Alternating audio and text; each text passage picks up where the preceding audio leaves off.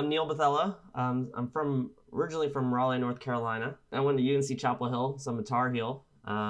So there I was very interested in public health. So I had a special interest in toxicology. So I was doing a lot of research in organic chemistry, synthetic chem. Then I decided to do a rotation in, believe it or not, neuroradiology. Just a weekend or like a few days here and there with one of the attendings, and I got to see a lot of the brain and spine, things that I've never seen before. That's kind of what triggered my interest in medicine in the first place.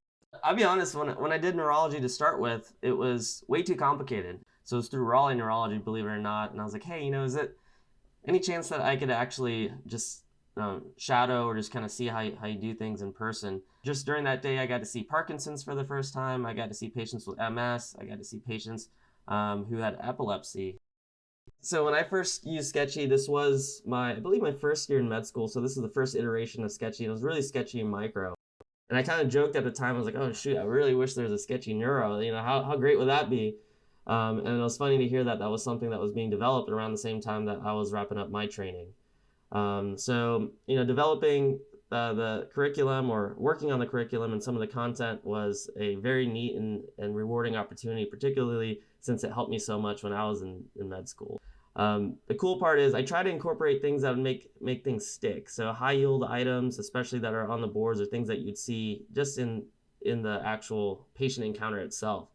So I try to incorporate that and try to incorporate things that were helpful for me as a neurologist, as well as what really worked for the students when I was teaching them in residency, as well as today.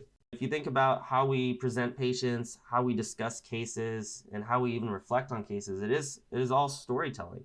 And parts of a lot of how we treated patients way back in the day is storytelling. You describe a complicated case, it starts to raise interest in different folks, and then next thing you know, you have collaboration, and next thing you know, you have a group of like-minded individuals trying to solve an issue.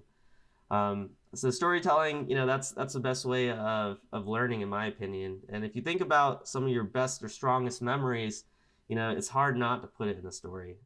With neurology, it's lifelong learning, and I think that's with any subspecialty. It's rapidly advancing. There's so much cool technology. There's so many cool subspecialties that I definitely recommend each student to rotate through it and get a feel for it themselves. Because whether or not you want to do neurology is not going to run away from you. It's going to be part of your practice for the rest of everyone's career.